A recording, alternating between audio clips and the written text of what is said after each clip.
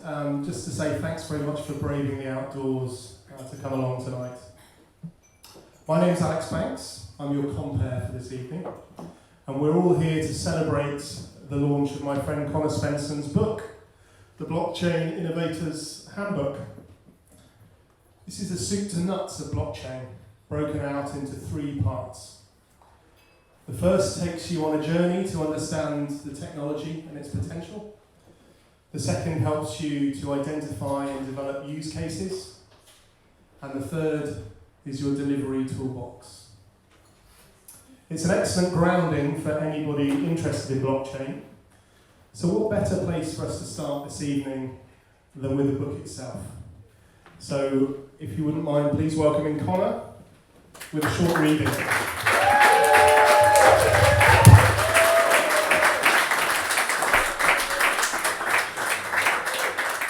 It's really awesome that, well, tonight's gone ahead and so many people here as well. So it's really cool to see everyone here. So this is an extract from chapter 3, A Future Tale. In this chapter, have a think about what the world looks like 10 years from now. It's been just over 10 years since the global COVID-19 pandemic, and you've woken up in your hotel room in Singapore.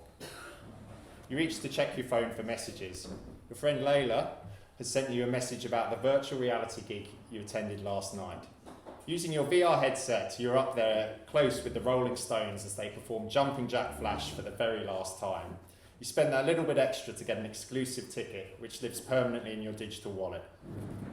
The ticket is not only proof that you attended this milestone event, but also an exclusive collectible that enables the holder to replay that event and bring their friends with them whenever they want.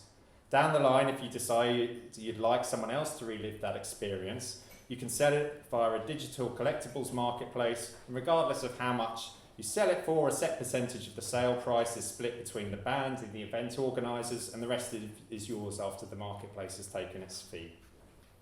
Most of the possessions you've purchased lately sit in your digital wallet.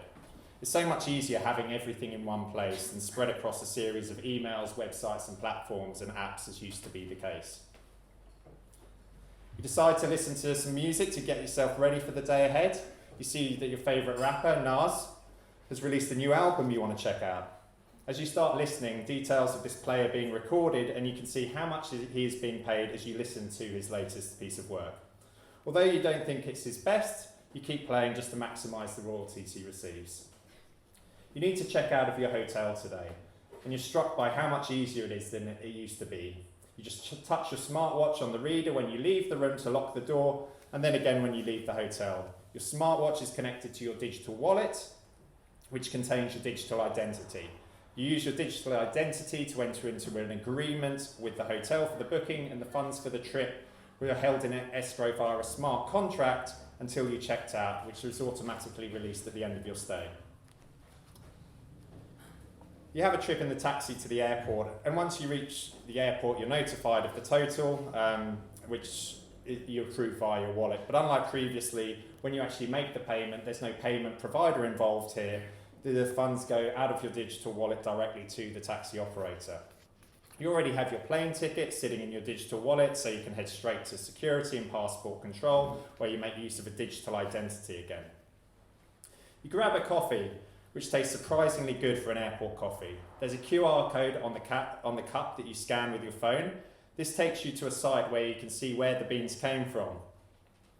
And in this case, they came from the district of Lintong Nihuta to the southwest of Lake Toba in the Indonesian island of Sumatra. It's a lot easier to write this stuff than it is to read it out. From there, the beans travelled to Singapore, where they were roasted only 2 weeks ago before being distributed to the coffee shop where you're at now. Sure, it's only a cup of coffee, but when it tastes this good, it's great to know what made it this way. While sitting around, you take a quick look at your asset portfolio. You have holdings in various digital assets that are all generating incomes of 5 to 15% annually, regardless of how small an amount you have in them. Some of these are riskier than others, but they balance out. You also hold digital dollars, euros and pounds, which are all generating yields at the lower end of this range, but way better than what you used to get from your banks back in the day. You check into social media to get some commentary from the people that inspire you with no BS advice and thoughts. You tip some of them with microtransactions as a thank you for keeping you inspired. It used to be so expensive to do this back when you used to use credit cards. There was a minimum fee of like 50 cents for vendors, whereas now you can send fractions of a cent as easily as you can post on social media. You're going to have a long flight back to London. So rather than risk the choppy internet connectivity you get on airplanes, you head back online to a digital marketplace to purchase some second-hand clothes for your avatar in Grand Theft Auto 7. You find some awesome retro Air Max trainers that were part of a limited edition issued by Nike. You can't believe someone is actually happy to part with them, and your avatar is getting the wardrobe you wish you could have. You're now feeling all set for your flight. You've got a few hours to yourself where you can immerse yourselves in GTA 7 before drifting off to sleep and waking up in London, ready to get back to the family. As challenging as framing the future can be, many of the above scenarios are from a future that is in fact closer than you think. Companies have already made significant progress in many of the innovations we describe here, in significant part due to their use of blockchain technology.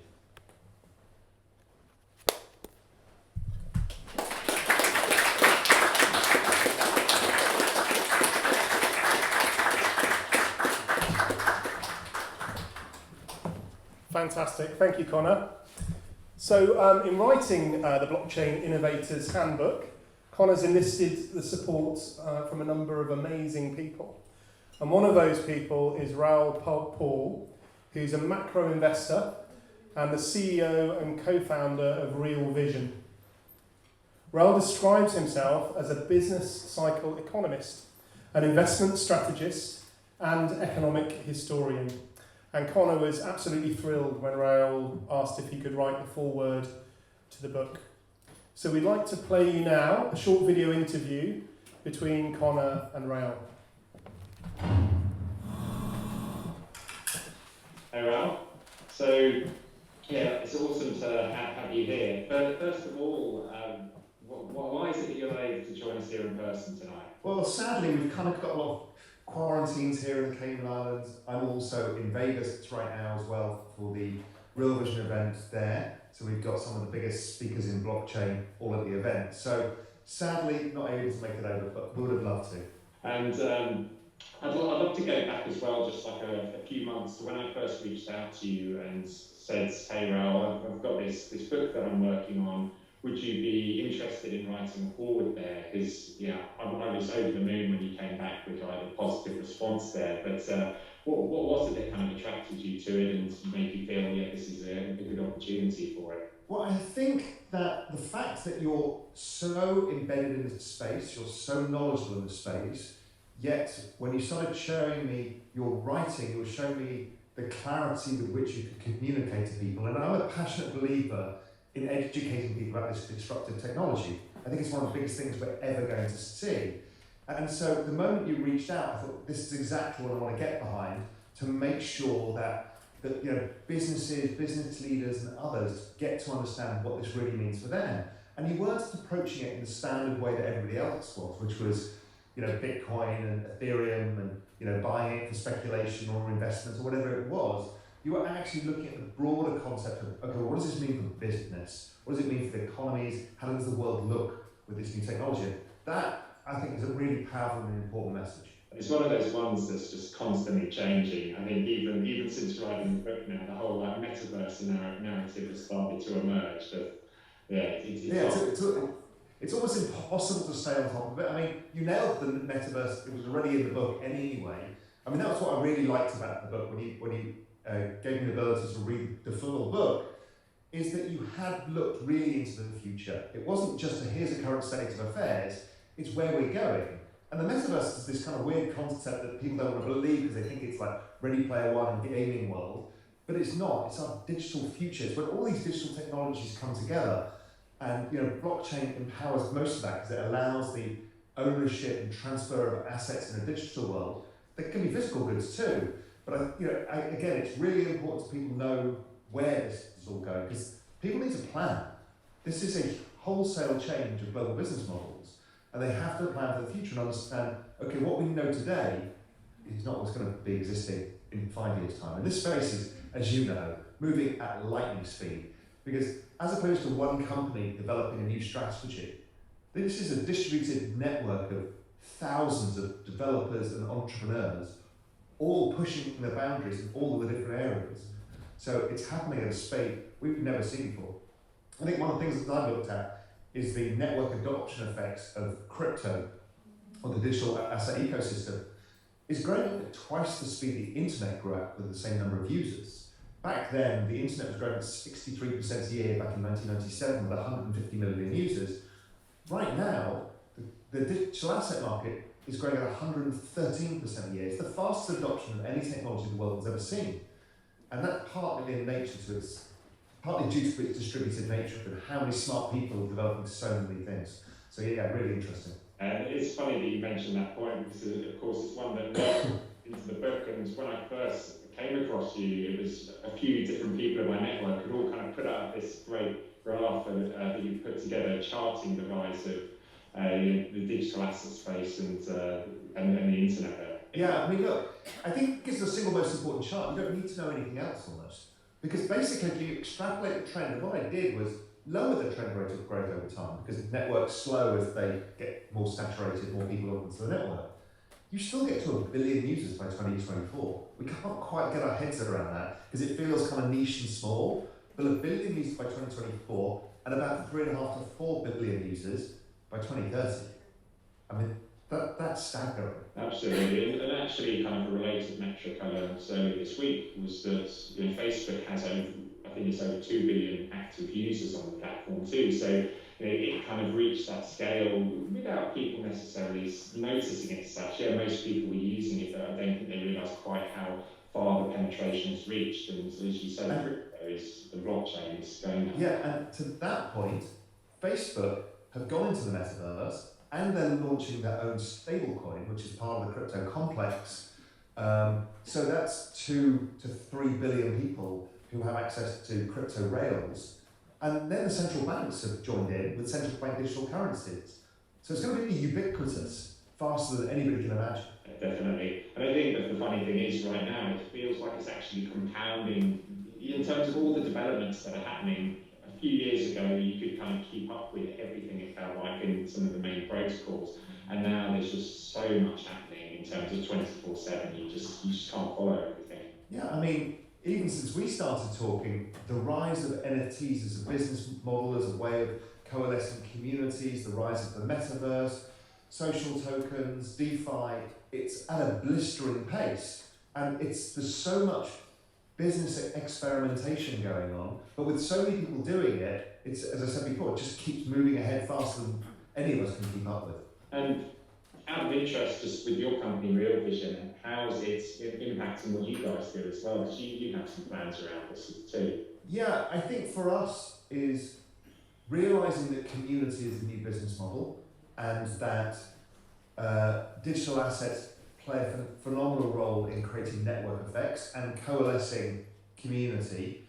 So, we're looking at how do we work for this Web 3.0 world, which people will hear more and more about. And that's really where either your audience, your members, or your customers are all part of your network and sharing the success of the network. So, we're looking at launching a Real Vision token that gives people a currency for Real Vision. In addition, we'll start using NFTs as digital assets that give you memberships or rights or other things. So, and then we're developing ways that we can integrate community into more of what we do, things like crowdsourced asset management, where they can earn tokens by generating great trade ideas. So then they get paid by all the other members by saying that was a great trade idea. I'm going to trade it, and you get paid in tokens. So you create whole economies. I mean, I think these are digital sovereign states. They can be really small, or they can be gigantic in the case of Facebook. So yeah, I'm really focused on that. We are having to pivot, much like everybody will. We're slightly ahead of the game, but it's still a big pivot, and everyone has to get their head around the fact that it's not a relationship of firm-customer. It's now this symbiotic relationship you have to create, and that only creates more network effects once you get it right. But there's going to be a lot of experimentation. Nobody knows the answers yet. Yeah, and I think just, given where you are in terms of you've really gone far down the rabbit hole there, but the fact that you're adapting your business like this is, to me, I'd be saying to people, this is what everyone needs to be doing, and this is what was one of the core messages, I think, for the book, was wanting people to really adopt that innovator sort of mindset, because it's so important to see the ways in which this transformative change is going to impact every facet of life and business in the coming years. Yes, and you can see it in the giant brands. People like Starbucks are creating their own token. We can see Adidas, Nike, all the fashion brands, all moving towards NFTs. We're seeing a relentless pace. It's going to come out of the media industry, it's going to come out of the fashion industry, the music industry. They're all going to change. And everybody's going to be looking around and thinking, oh my God, what just happened? Much like it happened when the internet turned up, it suddenly changed everything. So that's how big it is. I know it sounds hyperbolic, but it's not. Absolutely, and hopefully that people anyway will be able to follow the lead. Companies like yours is taking in the space, and we'll find the landscape that's very different in the next few years. Yeah, and that's why your book is so important to me, is because it's going to help people understand the change that is taking place, to get people onto the front foot, not the back foot. And if you can do that, you're really empowering people. And hats off to you for writing it, because I know it's not easy to write a book. It's a lot of work. It certainly helps when when you've got certain people on board like yourself at the forward. It's like you've got to make it happen. Fantastic. Yeah, you even got Joe Lubin on there. Yeah. Cool. Well, thanks so much, Raoul. Much appreciated. And it's been absolute pleasure always seeing your work as well in terms of what you're putting out there, and I'm really, really grateful for you coming on board with this project. Yeah, good luck with everything. We're all educators. That's all we're doing here. So I do the same, you do the same, we just do it in different ways. But look, good luck with the book. It's fantastic. It should be a huge success. Thank you.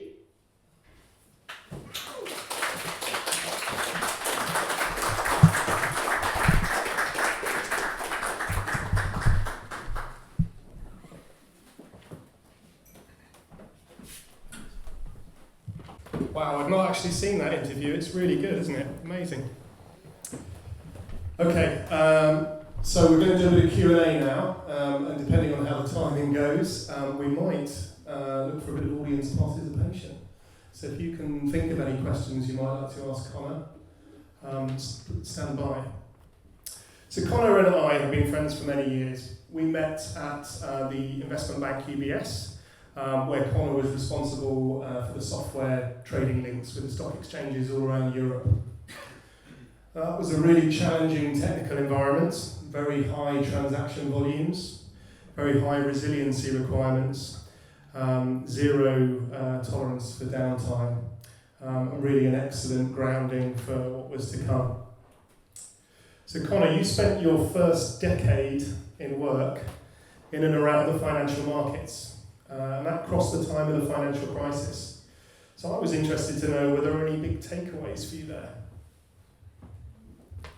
So I think with those early days, it really was that experience of working in large organisations, seeing how you do these things at scale, but also just, I guess, learning about the world of finance and getting to know some of the characters and people in that world too. But more seriously, I've always, professionally anyway, been a technologist, and technology is what I've always found the most interesting part of the work over the industry and so on. But I think with finance there was just this nice kind of combination of the two, with the industry really pushing the technology forwards, and when things these big technological waves came along, it means that you're coming from a place where you can better understand that side of it. Fantastic. So in 2012, you moved to Sydney, Australia with your girlfriend Layla. I think it was more a beach opportunity than a career opportunity. But while you were there, you worked for one of the big banks before moving to deliver the technology stack for a couple of technical financial startups. More interestingly though, at about the same sort of time, 2014, we know that's when Ethereum was founded. And clearly you were very interested in the technology from an early stage. I think you were mining Ether. So again, could you just talk us through those sort of first steps, how you got interested in blockchain and Ethereum? Oh, yeah. I'll provide a little bit of context on the move to Sydney as well, because the reason why we went there is, I remember sitting at my desk when I was at Deutsche Bank each morning, and I had this sort of vision where I thought, if I was in Australia, I could have been for a surf and be sat at a desk today. And so that was kind of the primary driver there. And I mean, moving out there, it did help me realise that living by the beach is wonderful, but it doesn't solve all of life's problems. And so it helped give the sort of right perspective there in terms of life, and also reiterated what are the important things and the things you want for just balance, really. So I think everyone, we're always trying to find what works for us as people. But with respect to blockchain technology and Ethereum, I'd had itchy feet working in the corporate environment for quite a long time. Fortunately, had a very supportive wife as well, who didn't mind me saying, I kind of want to just quit work and do a startup thing and live off savings. I hope that's okay.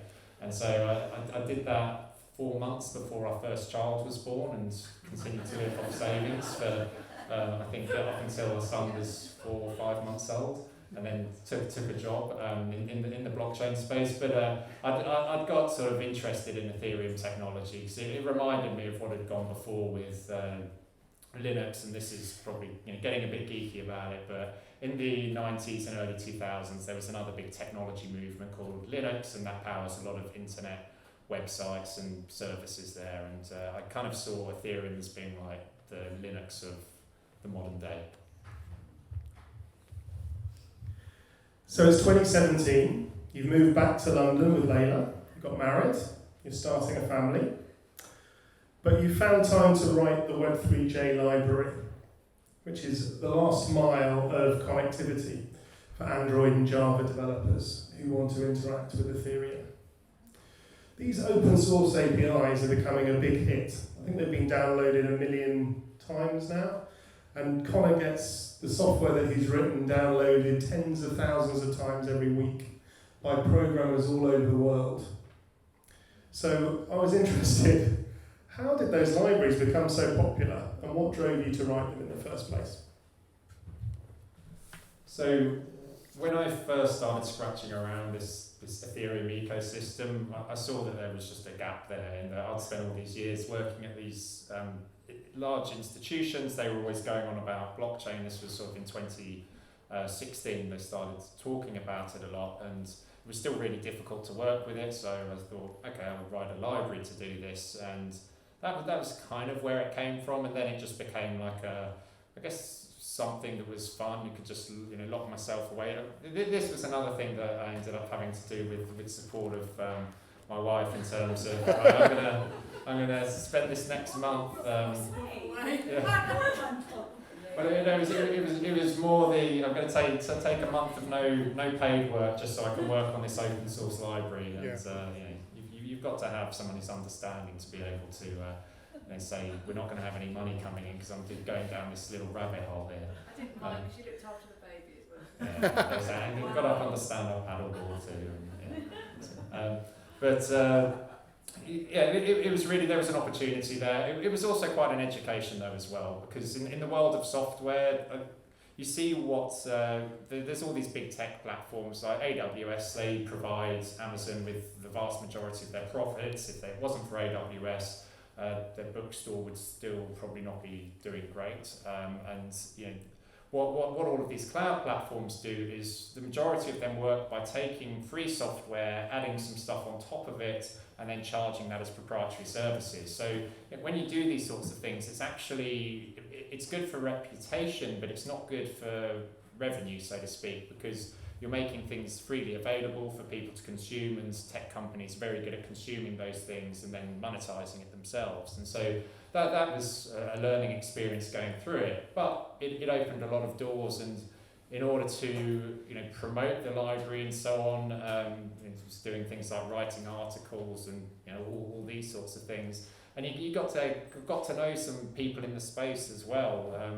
You know, I know that's like with Raoul mentioning about Joe Lubin, the reason why he was able to get him to provide a testimonial was because back in 2017 we'd spoken, because you know, it was a much smaller community then. And so the fun thing about being into these technologies earlier on is that you get to meet the people who are really passionate about it before it becomes a thing, so to speak, and then it becomes more of a thing, and you've still got the same people there but lots of other people there too. So it's you know, it's more than anything, it's just a fun learning experience, you know, and you just see you've got familiar faces but then lots of new faces in there, and yeah, it's just fun stuff. Okay, so back in London throughout 2017 and 2018, you're building your new business. Originally blk.io, and now Web3 Labs. You've been central to the enterprise Ethereum community since the inception, and Web3 Labs has built a really impressive client base. Companies like Microsoft, Consensus, and JP Morgan. So help us understand a little bit more about your company. What is Web3 Labs? What's it all about? So it started off as this idea, how can I monetize this software I've written? And this is kind of an experiment there. But now I think as we've sort of matured as a business, there's three things that we do, but to simplify it anyway, one of them is, you know, open source free software to make it easier for people and organizations to work with the technology. Proprietary software too, because you need to have proprietary software to monetize it, as I learned from doing open source. And then services as well. So with our services, we work with the companies and what are called protocols who are building out these blockchain ecosystems, which is, you know, very low level stuff. And people like Mo here, our CTO, spins his head very deep down in that. But also working with large corporates too, in terms of trying to provide that balance of strategic sort of advisory. So we're not just trying to sell a specific service or solution. We're trying to ensure that they actually head in the best direction they can with respect to the technology. Because as we sort of said in the video earlier, there's a lot of changes going to happen off the back of this, and we just want to ensure that people are able to embrace it. So in 2021, you've launched a remarkable series of video podcasts. Hopefully quite a few people around the room have managed to follow these from Conor's website. They're all anchored around one particular weekly broadcast called This Week in Blockchain, which is a 5-minute video update on all things blockchain and crypto. And it's really accessible. So if you don't feel particularly technical, you know, it's very accessible. You can probably take quite a lot from it. More recently, you've expanded that. We've enjoyed your Blockchain Innovators interview series. And now you've decided to write a book. So what did you set out to achieve with the Blockchain Innovators Handbook? Really, it was about externalizing knowledge, just taking what you have in your mind and writing it down to share it. That was the primary motivation. I think, like many people, you've always sort of had this idea of writing a book, but certainly what I was fortunate to find was an approach that worked for me with regards to writing and having a process I could follow for it to actually get it out the door. And so that I think was the key thing there. But yeah, just with respect to the book though, I just wanted to sort of share knowledge, and the funny thing too about doing the writing is it also helps you clarify your own thinking on things too. And so often you hear this in terms of people putting ideas out there. Seth Godin is a very well-known person when it comes to just creative and very prolific writer. He talks about the need to just be producing content and doing that regularly, and when you externalize this stuff, it kind of frees up your head to think about other things. And so I think that in itself is very powerful. But fundamentally, the reason to do it was just wanting to, I guess, share the knowledge, not wanting to sound too kind of cheesy about it, but that was kind of the idea. Well, I've read it. I think it's a terrific book. And it's time for a little bit of audience participation. Conor has very kindly made the Kindle version of his book available for just 99 pence until the end of this week. So we would like this evening to try to get it moving up the Amazon charts a little bit. So if everybody at some point this evening, you don't have to do it right now, but if you could open Amazon on your phone, search for the Blockchain Innovators Handbook and buy the Kindle version for 99p, that will be fantastic. Don't worry if you don't have a Kindle, you can still read it on your phone. And Conor will be doing a glamorous book signing at the back of the room. How do we do a digital one now? Yeah. This is what NFTs are good for. That's a great point, yeah. The digital wallet version. The books over there won't cost anything though as well, so this is the only expense of putting on people. Brilliant. Well, thanks for your support, everyone. So Conor, one of the things that struck me when I started reading your book is you've dedicated it to your family, but also more broadly to the neurodiverse. Why is neurodiversity so important to you? So neurodiversity is important to us because our son Lennox, he has special educational needs, and so what this means is he needs additional support within an educational environment. It's one of those areas which for parents with neurodiverse kids it can be hard to find the right support, because often neurodiverse traits don't necessarily show up in the same way that certain disabilities do. You sort of hear the phrase SEND, which is special educational needs and disabilities, and so neurodiversity tends to be more things that aren't necessarily as obvious with children, and so hence we know that this is the case in many countries, that the educational systems they are under a lot of pressure and so on, and I think it's 17% of children in across the board have some sort of special educational needs or disabilities that they need support for.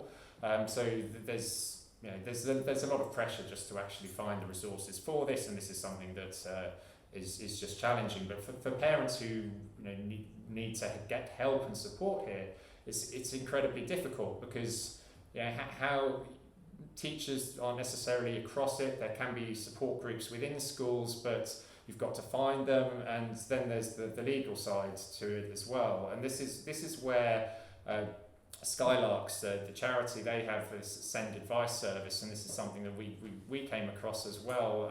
And what they do, and Jennifer here from Skylarks is going to be talking a bit more about this, but they basically provide legal advice on what parents can do with regards to getting support from the educational system. And it's such an important cause, because if you think about, I always think about it in terms of where do many of the problems in society come from? There's of course certain things that make it harder, and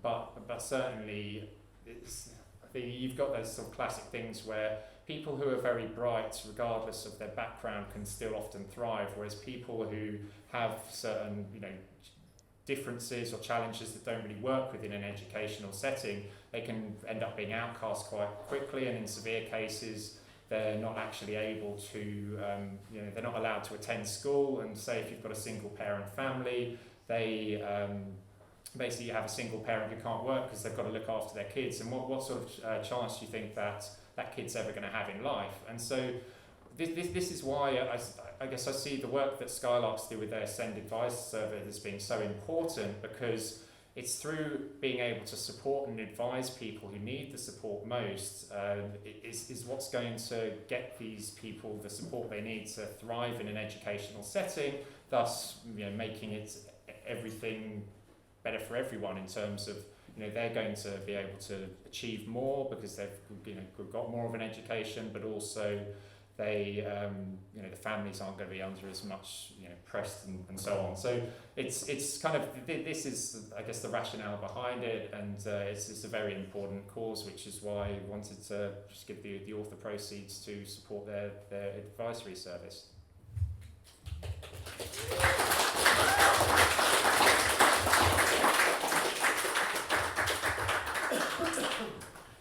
Well, just to really reiterate what Conor said there, Skylarks is an independent charity that provides activities and therapies for children with disabilities and additional needs. And one of the services that Skylarks provides is that SEND advice service that Conor mentioned, which offers free, impartial support and information in relation to the educational needs of young people who have special educational needs and disabilities. That's where the acronym SEND comes from. So it's nice and easy to remember. As Conor said, all the author proceeds are going directly to support Skylarks. And we're very privileged this evening to have Jennifer Peters, who's the chair of the Board of Trustees at Skylarks. Please join us in welcoming Jennifer. Thank you. Thank you both. Thank you, Conor. I think you articulated your journey thus far very, very well, and it is a lifelong journey. Just to give you a little bit of background about myself, as you can tell, I'm American. I've been in the UK off and on over the last 13 years, and my daughter, who's now 10, is autistic. I kind of was saying to Lila, I feel like I say a lot of times we were lucky. We were really lucky that we found out that she had autism when she was just really 3.5 years old. And that was only because she was delayed in speech. And I think, quite honestly, which is not always the common thread that the kids have, that they have delayed speech, that is what ended up giving us and getting us the support that we needed, because it was a very obvious disability that she had. She is now a mainstream child at age 10, and when we were 4.5 and she actually got her diagnosis, we had come to Richmond Borough. And I think, it's funny, there was so much going on at that moment, and it's just a whirlwind when you're going through this journey, that I really do think I Googled, it wasn't Skylarks at the time, it was Me Too & Co., which obviously you know why we rebranded the name. I think I Googled it and found them, and I was telling Lila on the phone the other day, I said very early on, we were coming to the center, and they were like, wait a minute, you have a lot of professional experience that we could really use, and very similar. I actually don't know Conor and Lila's story that much, but he did mention prior that usually what does happen is that when you have children that have disabilities, you end up with a lot of divorce in the family, because the stress on the family unit is very difficult. And if you don't have a divorce, you usually have a single parent breadwinner. So a lot of the parents are becoming carers. And we've all seen what's happened with COVID and how important it is to have carers in the community. But so that's a little bit of my background. My professional background was I used to be an HR director. For L'Oreal. I was working in the US, worked in Paris, worked in Hammersmith here, and then we went on a little bit of an international journey. But what I'm here to talk to you about today is just the community. That was one of the words that came up a lot today, of Skylarks and what it is that we do, and the journey that we've honestly been on, which has been since 2006. The charity was found, or 2006? No, that's not right. 2006. Way before I was involved. But I've been involved about the last 6 years and have been chair, and we've been on the journey of really creating a place for our young people, and that's really what we're striving to do, is not just as they're young children, but as they grow into adults, and what does that look like? But giving them the same opportunities that we all deserve as human beings on this planet. And that's our ambition, is to really create a place where they belong. This is the highlights of the year. I mean, I wanted to share this with you. We're going to kind of go backwards in the little bit of the presentation, end with a video, just that gives you more of a clear idea of what it is that we do. But wow, what a whirlwind. I mean, where most businesses were contracting and trying to figure out how to survive, we were just imploding. So we are based in Richmond upon Thames. But because of the pandemic, we now service families all over the United Kingdom, which is fantastic. So last year we supported 800 families. We created a whole online offer for them. When we did come back to our actual physical center, we were able to offer 7,000 sessions using obviously COVID compliant measures. And now 40% of our offer is online. And that's critical. That was one of the ambitions that I know I had when I came to the charity. I ended up quitting my job and my profession so that I could figure out this, web. We talked a lot about the web. It's quite dysfunctional. It's quite archaic. It's, run by, a lot of different government services, and it's quite broken. And that's how Lila and Conor came to find us, is because we try to fix that for our families. We also spent a lot of our funding, our independent funding, on counseling this year. As you can imagine, we had families that were in lockdown, and they were, quite the forgotten people in the world. Well, we can all imagine what our lives were like in lockdown. Imagine when you have a child that's going off the rails, that isn't getting the support that they need and has no educational environment to go into. So online we did kind of 2,800 number of bookings, and this was to access things. We do everything for the entire family. So that's from drama to cooking to yoga to storytelling to imaginative play activities. We do peer support groups for parents, which is critically important, and that actually was a huge learning for us, because now that these things are online, our network is growing, and those things work better online than in person, quite honestly. But what Layla and Conor were speaking about is about this Send Advice service, which is a strategic initiative for us. We actually hired our Send Advice manager in April of 2020. So she's been in place, 2020. Can't remember the year, it's all blending together. She started in the beginning of the lockdown, and that was bringing everything in-house so that we could have a lot more control and better customer service around it. And that has actually proved to be the best thing. So this is legal advice that helps, as Conor was saying, and I won't repeat what he has said, but it helps those parents to make sure that their child gets the right educational setting for them. That could be in mainstream, and we should try as much as possible for that to be in the mainstream environment. Every child has a right to access that. Or if not, the real specialist support that they need in a special setting. And the funding, obviously, that goes behind that, which is, significantly expensive. So, as I said, we launched the service. We do live webinars for families. We do individual triage appointments, so taking them on that journey, empowering the parents. That's one of the most important things that we do. And the ethos of Skylarks is to empower the parents. They are the best advocate for their child. We have that on-demand content, so now people can access that 24/7, and different resources that they have available to them that they can help themselves. So last year we supported over 400 children through that, and probably the amount of money, I just still don't think we're getting it right in terms of ticking a box to say what does it equate, but some of these packages of support can be in the hundreds of thousands of pounds annually for these children. So this is something that even if you have resources is financially crippling. And the reality is that most of the families we have, this is not necessarily an issue that starts with their child. It's something that has been generationally happening in a family, so they're not able to advocate for themselves and for their child. So I'm just going to end, not to go on. I'm here to talk to anyone that wants to learn a little bit more. As they did say, we are completely independent. We have no government funding.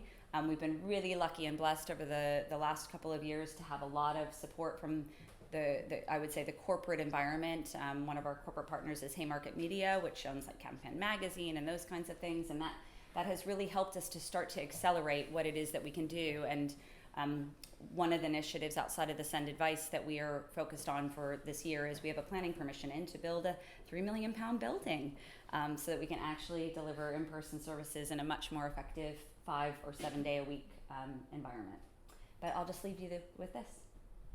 I would describe it as a hub of information and a support network, a very nourishing and nurturing place to visit. My son Jamie skips in and just loves it. We're seeing them grow and we're seeing their potential, and a charity like this allows us to do that, whether it's play or therapies, or just chatting to another parent over a cup of tea and just bonding together as we travel through this journey.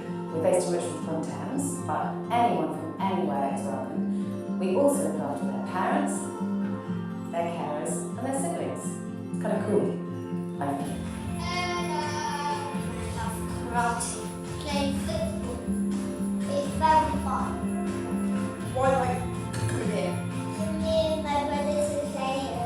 That's nice. So thank you very much. CCT.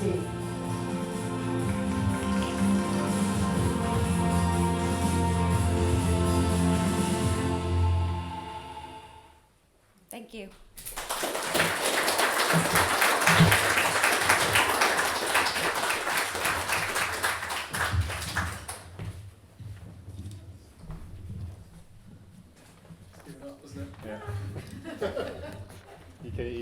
You can be the mic. You Yeah, can hold demote it to the microphone stand.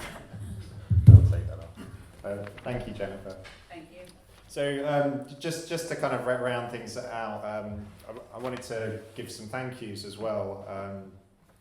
First of all, we have the two people who are very critical in terms of organising a lot of tonight. We have Nancy and Layla, and Christian, do you want to come up here?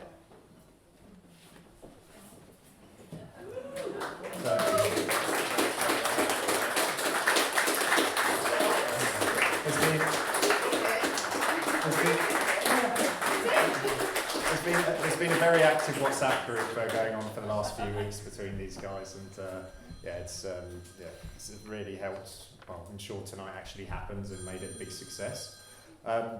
I've also got to thank Alex for obvious reasons with tonight. He's done a fantastic job, I think, anyway, so thank you, Alex.